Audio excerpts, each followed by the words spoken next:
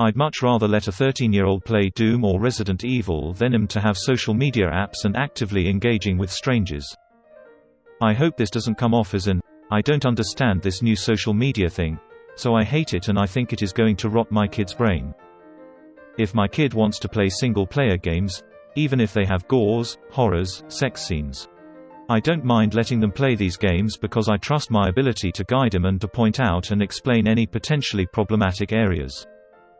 But with social media, things are totally different. While Instagram and Facebook, Snapchat still let you just engage with your friends, many others just open up to the public and anyone can engage. Things like Discord, Twitter, and pretty much everything comments section under an online video and online game voice lobbies. Knowing that behind those aren't codes and pixels but real human beings make me uncomfortable. Not to say that we should just ban social media, but that anything that just opens up to the public should have a 17+ tag on it. I was playing Doom when I was 4 years old, and it's been one of my favorite franchises for the last 25 years. And would you look at that, I'm not a mass killer with some distorted sense of reality gasp. I grew up on Doom, way back in the LAN days. Video game horrors less than the horrors of social media reality. I was part of the generation who played GTA 3 before we were 18, I turned out okay. Playing violent video games, distorted self-image and terrible self-esteem. I don't think this is a very unpopular opinion. I think most people now would rather let their kids play something like Doom, or Resident Evil, or Dead Space or whatever than let them openly go on social media and talk with random strangers they don't know.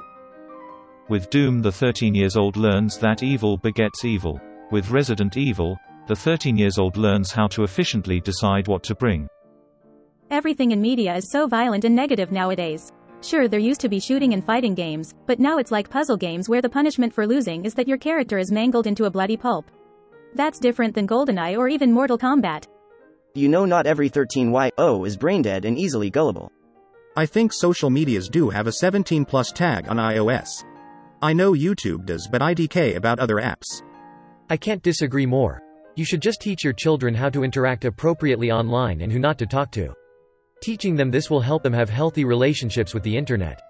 Also, banning it will just make your kids sneaky and get it themselves. It's not inherently harmful. I know this from personal experience. Educate your kids instead of using this lazy, internet is bad, narrative. I don't disagree with you. In fact, I don't really have an opinion on that because I know absolutely nothing about those video games, apart from the ego shooters are evil propaganda that's being thrown around all the time, so I'm biased.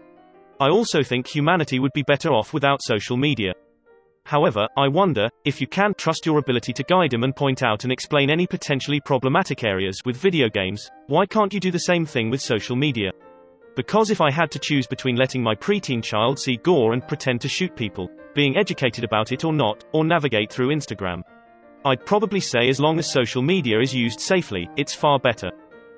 As the friend of someone that wasn't even allowed to have Facebook before 16, I can tell you, you will isolate your children from their friends. I agree to limit the use and which social media they use but not ban them until almost adult's age. Even for school work it was a pain to organize because she didn't have the most common way of communication we had. If I played game like Resident Evil at 13, it would definitely had bad impact on me. I do know it's a matter of individual though. I already had nightmares and still have them easily. Social medias on the other hand, mainly Facebook, allowed me to talk to my friends and play dumb game like Farmville lol. But my parents monitored my use of it and often had conversations with me about how to use it the right way and what I saw on there. Violent and gore game can do as much damage as social media depending of the child. The key is guidance and knowing your child. Games are fine and he'll interact with people there too. What's important is to not go overboard and isolate him in the process. In these times, most of his friends will use tech means to reach out to each other as much as they would like to hang out outside too. And if we're hit by gods know what else, it might end up being the only reach. Sure, kids should be supervised when interacting with others on the internet and maybe explained to how to keep an eye for danger. I think putting a 17+ tag on them would be pretty harsh. Kids socialize too and not everyone they meet is a pedophile. If you just teach them the boundaries they will learn. Lol, that's probably a good opinion. The internet is ducked up. Okay, but your kid will be on social media regardless. That's like saying I never want my teenage daughter to ever have sex. Okay, great, but they're going to. You're just using it as an odd justification to let your kid play video games with content that may potentially be inappropriate for their age. The two don't really have anything to do with each other.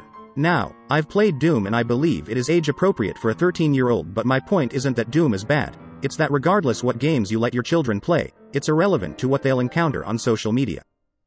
I think 15 plus is a good age to use social media. This is an unpopular opinion to who? Classic Doom is fine for a kid lol. Vorsh fan. Social media is the biggest curse that was ever introduced into society anyways. This reminds me to check up on Twitter. Thanks. I don't think gaming is necessarily great for kids, but your point is well made. But you do realize that a lot of games are basically a form of social media with text and audio interactions with strangers, right? And I think it's going to rot my kid's brain. Well, as a Zoomer whose parents didn't really care about restricting social media, that's pretty much accurate. I'll take this one step further and say you shouldn't be allowed on social media until you're 18. I definitely let my son play games, different violence levels as he got older, before ever allowing social media. My son has very little privacy when it comes to public internet interaction.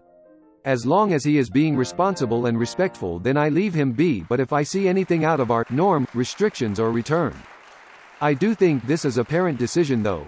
Some kids, not my kid, are mature and responsible enough to engage on many social media venues.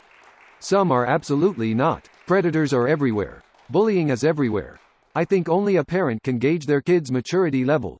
Some parents are absolutely wrong in their assessment though. Grin. Remember, Doom isn't a bad game for kids. After all, it's pretty religious. I've been playing GTA games since I was 7 and I never had any sort of negative thoughts or felt as if I witnessed something disturbing. When I was 14 I got onto social media and saw some of the worst crap I've ever seen on there. Video games like Doom and GTA are tame compared to some of the stuff people witness on social media. I had much rather people shut up and stop caring so much about what we spend our time doing. Hell, when I was 13, I used to play Doom and engage with strangers in chat rooms. I mean, I used social media since 11 and I learned how to use it well and how to avoid the bad things about it, like scams or people that say bad things to you or people who fake looking good and make you look bad as a result. I think it depends. Vorsh, is that you? Pretty popular opinion TBH. I hate social media and grew up with it. Fricking cancer.